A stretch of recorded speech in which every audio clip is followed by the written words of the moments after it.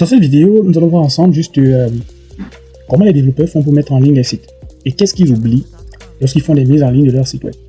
Donc c'est ce que nous allons voir dans cette vidéo. Je ne vais pas trop vous donner de la théorie, mais on va passer à la pratique en créant notre propre petit site et en le mettant en ligne comme le font les développeurs. Donc je vous invite vivement à prendre quelque chose à boire et en silence. Nous allons donc nous baser sur comment est-ce que les développeurs font pour mettre en ligne les sites en prenant beaucoup plus d'exemples sur des sites Ponzi qui la plupart du temps sont hébergés gratuitement. Et c'est ce que nous allons faire dans cette vidéo. Nous allons créer un petit site web que nous allons héberger gratuitement sur Vercel. C'est un site Ponzi que vous avez déjà eu à voir sont hébergés sur des hébergeurs gratuits. Un hébergeur gratuit, c'est juste un serveur sur lequel le développeur envoie le code source de son site pour que cela soit mis en ligne et que tout le monde puisse y avoir accès. Parce que sinon, ça ne va pas rester dans son ordinateur. Et nous allons reproduire les étapes que font les gars qui développent les sites Ponzi.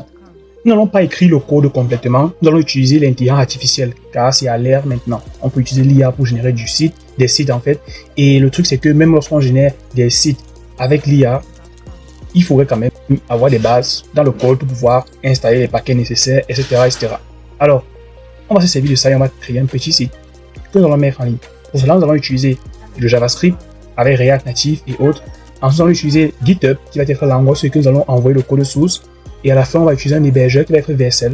Ce sont les trois outils que les développeurs la plupart du temps utilisent lorsqu'ils créent des sites Ponzi. On parle aussi souvent, certains font aussi du PHP, etc. Mais la plupart du temps, c'est plus trop utilisé. Là, nous sommes déjà donc, sur mon écran d'ordinateur.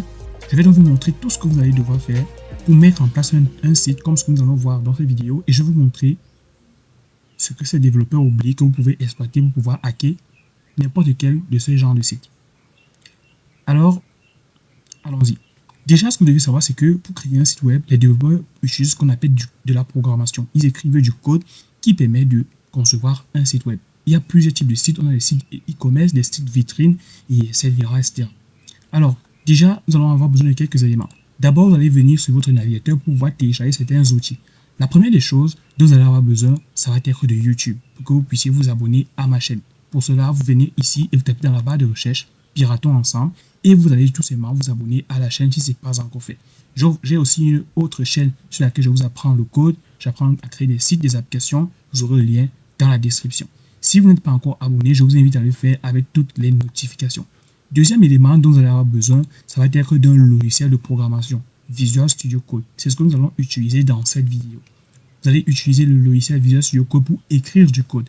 Nous allons utiliser une technologie qu'on appelle le JavaScript avec son framework. Un framework, c'est un peu un outil qui va vous permettre de coder un peu plus vite. Le JavaScript, c'est un langage de programmation côté web. Ça fait du web, du mobile, des jeux vidéo, des apps bureaux, etc. Alors, nous allons utiliser le JavaScript. Le JavaScript va vous permettre de mieux gérer l'interaction et aussi de mettre de belles animations sur votre site. C'est l'idée que nous allons utiliser, ça va être Visual Studio Code. C'est le logiciel sur lequel on va écrire le code. Deuxièmement, on va utiliser GitHub. GitHub, c'est tout simplement un outil qui va vous permettre de garder garder une version en fait de votre code. Vous voyez par exemple ici on a Nouveau, Nextcom, bref, etc. Tout ça sont des codes sources des sites que j'ai tout simplement mis sur GitHub. Deuxième élément dont nous allons en fait avoir besoin, ça va être de Node.js. Vous allez utiliser Node.js. Pourquoi faire? C'est très simple. Node.js, c'est l'équipement, c'est l'outil en fait qui va nous permettre d'exécuter du code de JavaScript sur notre machine. Et enfin, le dernier élément dont nous allons avoir besoin, le plus important, ça va être de Google AI Studio qui va nous permettre de générer le code source de notre site. Alors, nous avons tout le nécessaire. Je vais donc vous montrer dans cette vidéo comment les développeurs créent des sites, comment est-ce qu'ils les mettent en ligne gratuitement et à la fin, qu'est-ce que ces développeurs oublient que vous, hackers ou pentesters, vous pouvez utiliser pour pirater ces sites. Donc, pour commencer, vous allez devoir d'abord installer tout le nécessaire. Le premier élément nécessaire, c'est Node.js. C'est lui qui va vous permettre d'exécuter du code de JavaScript, vu que c'est ce que nous allons utiliser dans cette vidéo. Vous allez donc vous rendre sur le site de nodejs.org, vous allez avoir le lien dans la description. Et vous allez cliquer ici sur Download pour pouvoir télécharger. Oubliez tout le reste aussi, car moi je ne vais pas trop vous expliquer trop de détails, vu que ce n'est pas une formation de développeur. Vous allez cliquer ici sur Windows Install. Donc Windows, c'est parce que nous sommes sur un système Windows. Si vous êtes sur Linux, vous allez ici la gamme des systèmes d'exploitation disponibles.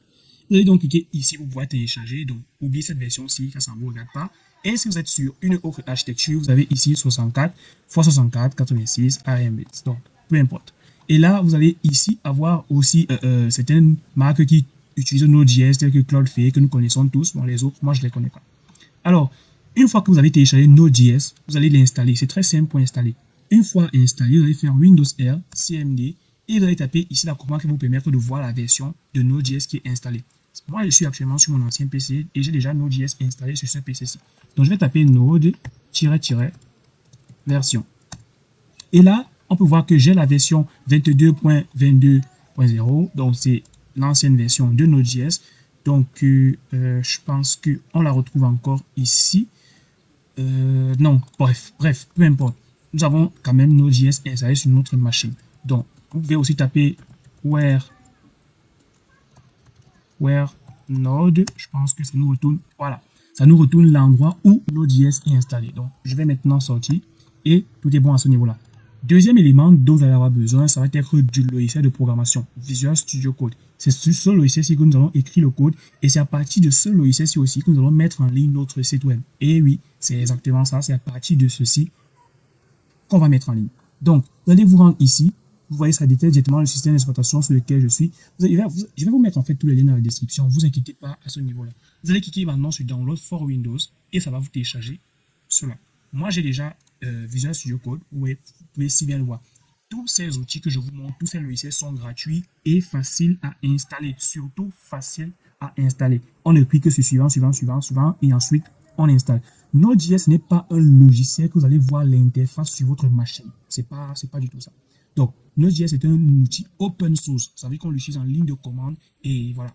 Donc, une fois que vous avez déjà Visual Studio Code et Node.js, l'autre élément qui est GitHub, ça pour l'instant c'est pas utile. Le dernier élément qui va être utile, c'est tout simplement Git. Git, c'est l'outil qui va vous permettre d'envoyer du code source, de faire du versionnage de votre projet. C'est grâce à Git que vous allez pouvoir faire du versionnage. Comment obtenir Git? Vous allez vous rendre sur votre navigateur et vous allez taper Git, tout simplement. Et vous allez prendre le premier lien qui est juste là. Ça vous dirige sur le site officiel de Git et sur ce site, vous allez en fait pouvoir télécharger Git. Donc, je vais vous montrer comment est-ce que vous pouvez faire cela simplement et rapidement. Donc, là, nous sommes sur le site officiel de Git. Donc, je vais vous mettre en mode clé ou en mode son, peu importe.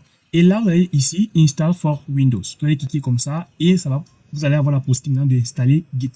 Ici, je suis sur Windows, donc pour pouvoir installer Git, c'est très simple. Nous avons ici éditeur clé, blablabla, installation Git. Vous allez prendre ici installation de Git pour Windows x86. Vous allez cliquer comme ça et le téléchargement de Git va commencer. Moi, je vais annuler son téléchargement car je l'ai déjà, mais vous pouvez aussi garder tout simplement Git.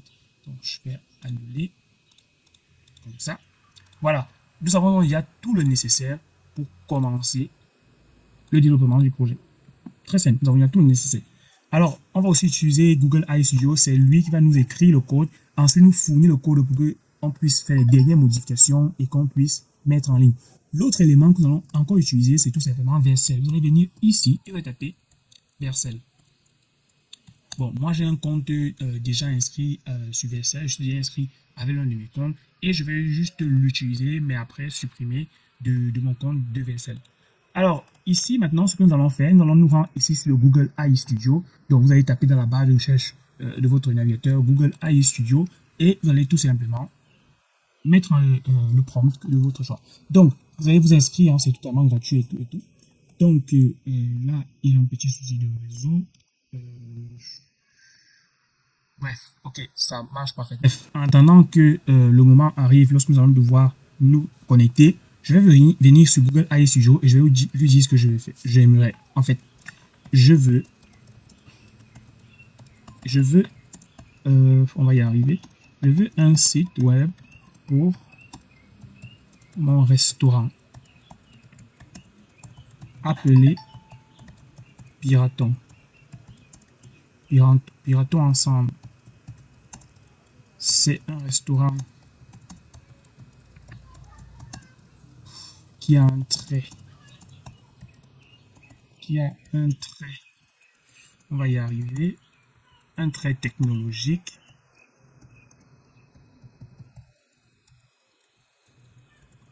Et on y retrouve constamment des personnes de la tech. qui viennent pour le dîner. Maintenant je vais lui donner l'aspect technique le plus, donc l'aspect beaucoup plus visuel. Vous pouvez voir que ici, quand je mets je veux, directement met une interface modèle avec une carte interactive et un système de réservation. J'appuie donc sur Tab pour pouvoir avoir cela. Je veux aussi de bonnes animations pro, transition, effet de scroll, un beau formulaire et un footer vraiment génial. Bon, je ne vais pas trop entrer dans les choses, etc. Voilà tout simplement un prompt simple, pas trop de complications. Vous pouvez même faire un simple petit site juste avec du HTML et du JavaScript, pas même besoin de trop de style, etc. Donc, je vous reviens juste après, une fois que Google AI Studio aura terminé de générer le code source. Ça va nous générer le code source et nous afficher un résultat. On va télécharger ce code source là, on va le mettre sur notre machine, on va apporter les dernières petites modifications et on va se connecter à Vercel pour pouvoir mettre en ligne en fait le site et on va le visiter sur notre téléphone. Sur ce, je vous reviens une fois qu'il aura terminé de générer le code.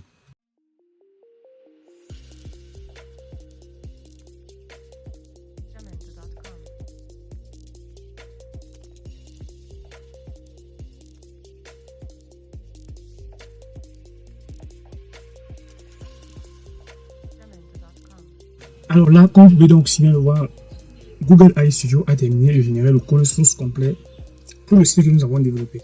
Alors, nous avons juste écrit le prompt et il s'est chargé de générer le code source complètement. Mais là, ce n'est pas encore en ligne. On va donc récupérer ce code-ci, le mettre dans notre logiciel de programmation. Il va certaines choses pour le mettre en ligne et je vais vous montrer ce que les développeurs souvent oublient. Ou encore formes que vous pouvez exploiter. Alors, déjà, nous avons ici dans la catégorie code. Vous avez ici tout le code source. On ne va donc pas copier le code fichier par fichier, genre ouvrir chaque fichier, puis copier le code. Non, on va télécharger directement.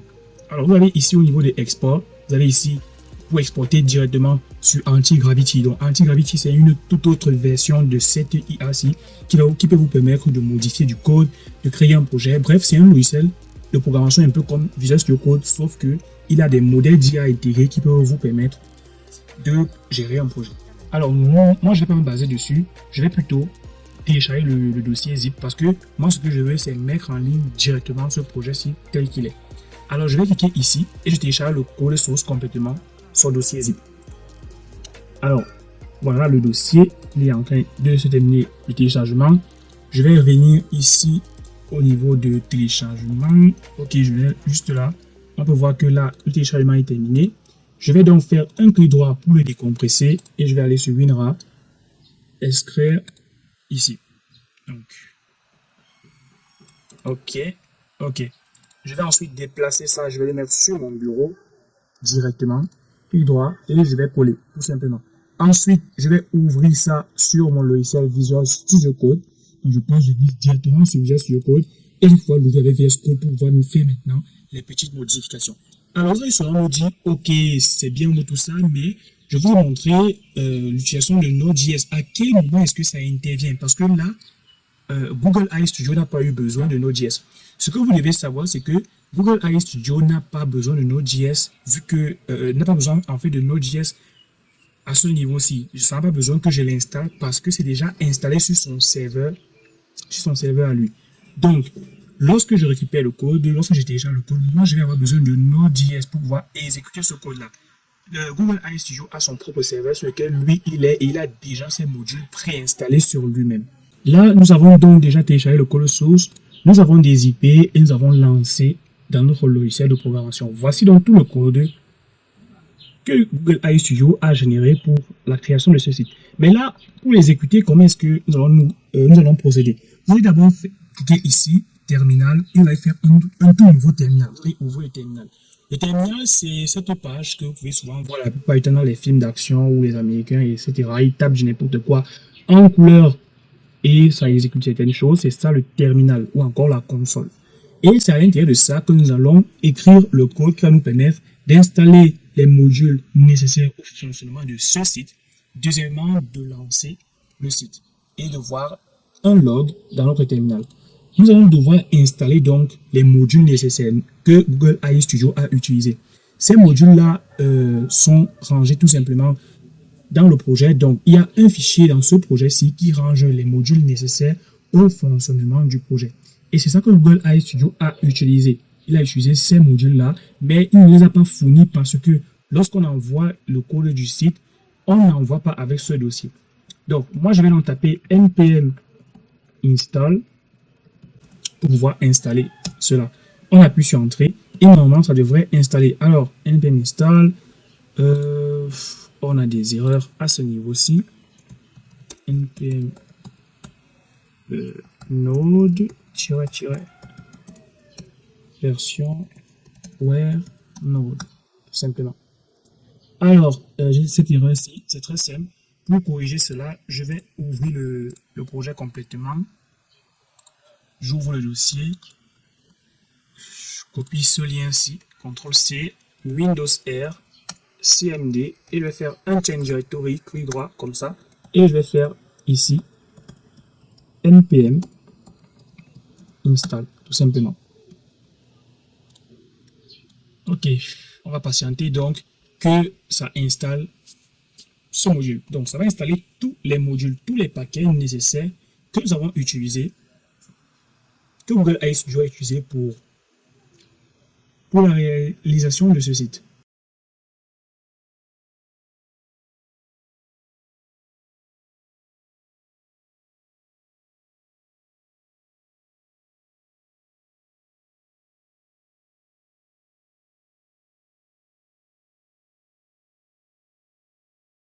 Là, l'installation est vraiment terminée. Nous allons pouvoir exécuter maintenant ce site.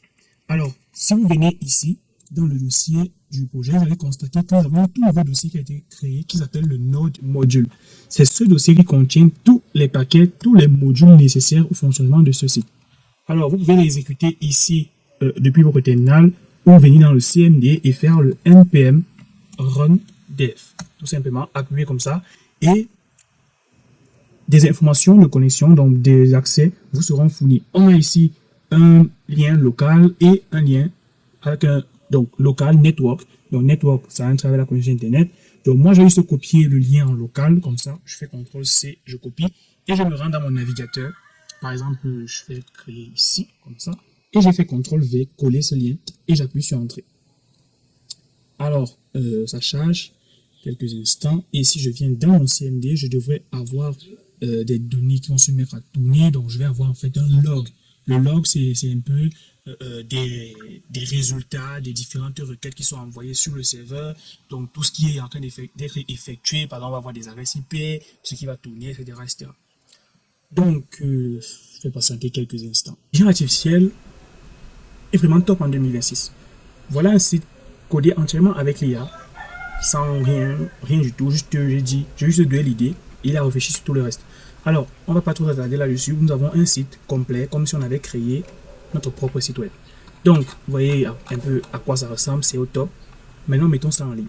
Alors, la première des choses, nous allons nous rendre ici sur GitHub. On clique là sur GitHub, vous allez vous inscrire sur GitHub si ce n'est pas encore fait. Vous allez cliquer sur le lien que je vais vous mettre dans la description. Vous allez vous inscrire sur GitHub. Vous allez utiliser vos informations, vérifier vos emails, etc. etc. Alors, une fois sur GitHub, comme ça, vous allez avoir une page pareille. Vous allez cliquer ici sur Create New Repository. Et soit en français, créer un tout nouveau repo. Un repo GitHub. C'est un peu un espace sur lequel vous allez envoyer votre code source. L'avantage d'utiliser ça, c'est que si vous apportez une modification, si vous avez une mise à jour à faire sur votre site, vous allez le faire sur votre machine et taper juste une petite commande pour que ça mette à jour votre site web. Alors, je viens ici et je vais donner le nom de mon site, le nom du repo, tout simplement. Et je vais par exemple appeler Piraton. Tout simplement. Simple et rapide. Ici, on dit les piratages sont disponibles. Bref, on continue. Vous pouvez mettre une description ici si vous le souhaitez. Ici, nous avons ici configuration, choisir la visibilité. Est-ce que le repo va être public ou encore il va être privé? Lorsque le repo est public, tout le monde peut accéder à votre repo, etc. etc. Lorsqu'il est privé, les gens n'auront pas accès à votre repo. En fait, avec GitHub, vous pouvez partager votre projet sur lequel vous travaillez pour que d'autres développeurs puissent avoir accès au code source. Donc, je vais me limiter là. Je vais directement cliquer sur créer un repository. Directement, je clique là et ça va me diriger vers une toute autre page avec des commandes qui vont me générer. Alors, on patiente. Alors, on met ici création du repo, donc du dépôt. On va patienter et voilà que tout marche bien à ce niveau-ci. Donc, ici, nous avons des commandes qui nous sont affichées. On met ici créer un nouveau dépôt en ligne de commandes. Ça veut dire que vous allez devoir copier les différentes commandes et les mettre dans votre terminal. Donc, je viens ici et je vais taper git-version. On va voir la version de Git qui est installée sur ma machine. Alors, vous devez en fait avoir Git. Je vous ai montré comment télécharger Git. Vous téléchargez Git et vous l'installez. Tout ce que je vous ai montré dans cette vidéo est utile. Rien de tout ce que je vous ai montré n'est pas utile en fait. Tout ça, vous devez l'utiliser. Donc ici, vous allez copier les commandes. Vous allez cliquer ici pour copier la commande. Venez ici, vous faites un clic droit pour pouvoir coller. Et voilà, vous allez laisser que les commandes s'activent automatiquement. Et il y a la toute dernière commande que vous allez devoir appuyer sur Entrée par vous-même. Donc ici, on a pour pousser vers nos repositoires, git push-u origin main et on appuie sur Entrée pour que ça puisse pousser tout notre code source vers GitHub. Alors, je vais un peu vous expliquer ces commandes-ci. Donc, je reviens ici. On a d'abord cette commande-ci qui va nous permettre, donc echo va nous permettre de créer un petit fichier qui va être readme.md. Ici, on fait un git init pour initialiser notre repo, git add readme.md pour ajouter des initialisations des éléments nécessaires au readme. Ensuite, on fait un git commit-m pour pouvoir commenter notre premier commit. Le commit, c'est le fait de pousser le code. Vu que git add ajoute le code, commit permet de pousser le code.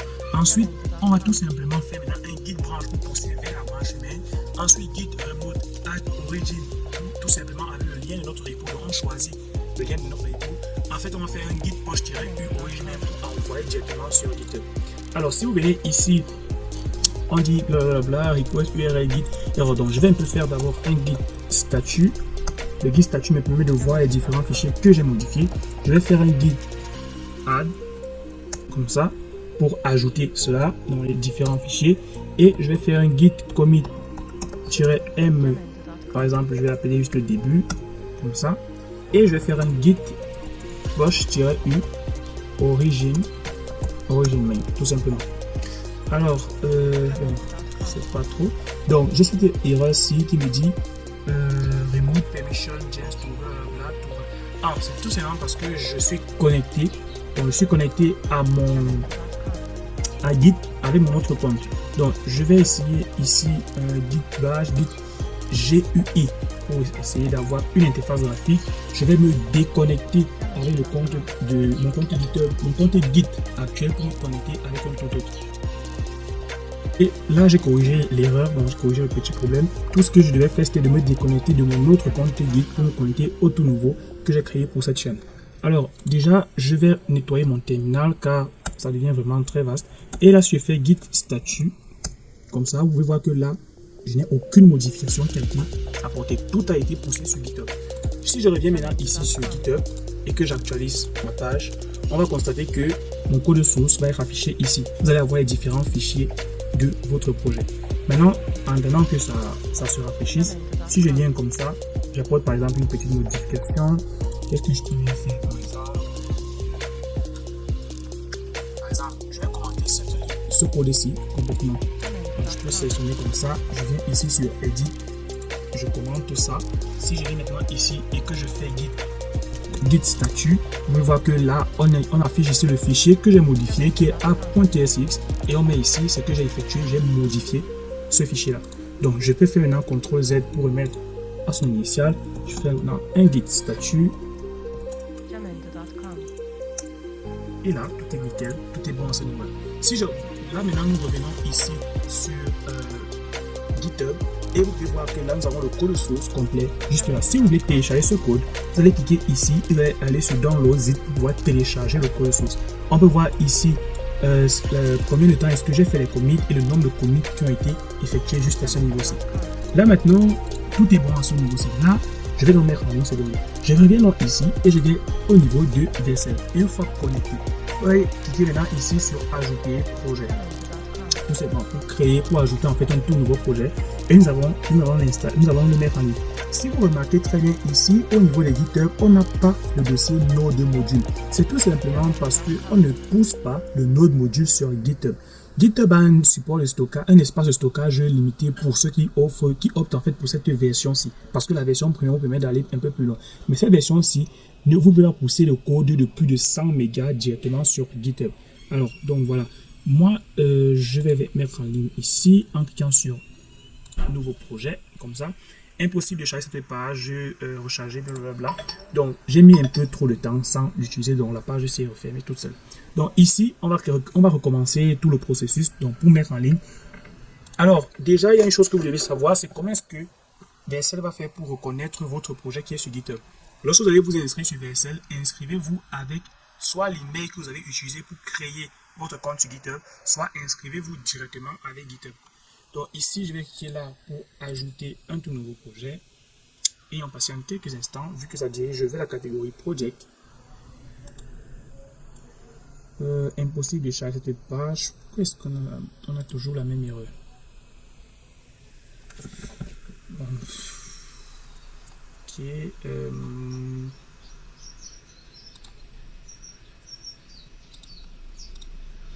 Add new project.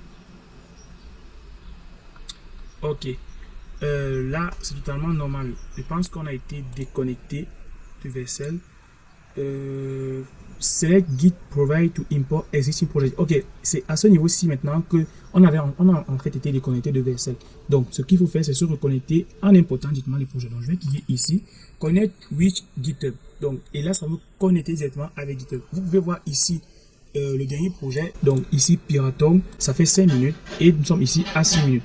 Donc, tout fonctionne parfaitement. Ça importe effectivement nos différents projets. Donc, ici, écrit sur import, comme ça, pour pouvoir mettre en ligne cela. Je choisis maintenant le nom que les utilisateurs vont taper dans leur moteur de recherche, dans leur navigateur pour pouvoir trouver le site. Et je clique maintenant sur Deploy. Tout simplement, on appuie et on laisse la magie du code se charger du reste. Ça va récupérer donc le code source complet. Ça va le build. Ça va prendre le code source complet de notre site. Ça va installer les modules nécessaires. Ça va trouver les modules nécessaires que nous avons utilisés, les dépendances. Et ça va déployer notre site. Nous envoyer ensuite un lien que nous allons taper dans notre barre de recherche pour pouvoir accéder au site. Donc, on doit patienter quelques instants. Ça va mettre en ligne notre site. Alors, la mise en ligne est bien terminée parce que plus votre site est simple, facile, plus ça se met en ligne très vite. On clique maintenant ici sur Continue to Dashboard pour avoir accès au tableau de bord qui va nous permettre de voir notre site. Donc ici, on va visualiser un peu un petit truc, tandis que là, nous avons le lien qui va nous permettre d'accéder à notre site. On peut donc cliquer sur ce lien. C'est dans ce lien-ci que les développeurs de site Ponzi vous envoient et vous commencez à utiliser leur site. Donc vous pouvez voir que là, la mise en ligne du site a réussi, tout marche parfaitement. Donc maintenant, à quel niveau est-ce que les développeurs peuvent oublier certaines choses? Là, nous sommes juste sur un simple site statique. On n'a pas de dynamisme sur ce site-ci. Eh bien, certains développeurs, la plupart du temps, lorsqu'ils mettent du dynamisme sur leur site, ils créent un fichier comme ça, qu'on appelle le fichier .1, tout simplement. À l'intérieur de ce fichier, on a par exemple aussi ce fichier-ci. Vous pouvez voir que ça range les différentes clés. Donc ça met ici Gemini API Key, MyGemini API Key. Ça va tout simplement ranger ici les clés API pour l'utilisation de Gemini. Alors, revenons donc dans notre repo sur GitHub, ici, et vous voyez que là, nous avons ce fichier. Nous avons poussé le code avec le fichier important. Ce fichier, vous ne devez pas le pousser sur GitHub. On ne pousse pas les variables d'environnement sur GitHub. Car si un hacker ou une personne malveillante réussit à avoir accès à votre repo GitHub, à l'intérieur des variables d'environnement, à l'intérieur en fait du fichier .env, la plupart du temps, on range tout ce qui est nécessaire au fonctionnement côté backend.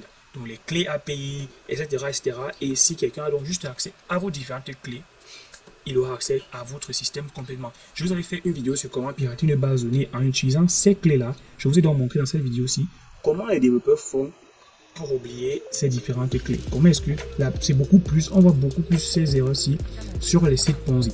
Donc, voilà un peu dans cette vidéo que je vous ai montré comment certains développeurs de sites Ponzi font lorsqu'ils réalisent des sites de pyramide. La plupart du temps, ils ne touchent presque jamais au code et c'est exactement comme ça. Si vous trouvez donc le moyen d'obtenir le fichier .env, vous aurez obtenu toute la base de données. Je vais donc vous faire une vidéo complètement prochainement sur comment trouver les variables d'environnement sur un site lorsque le développeur a oublié cela. Sur ce, je vous dis donc, ciao à tous, c'était Pierre.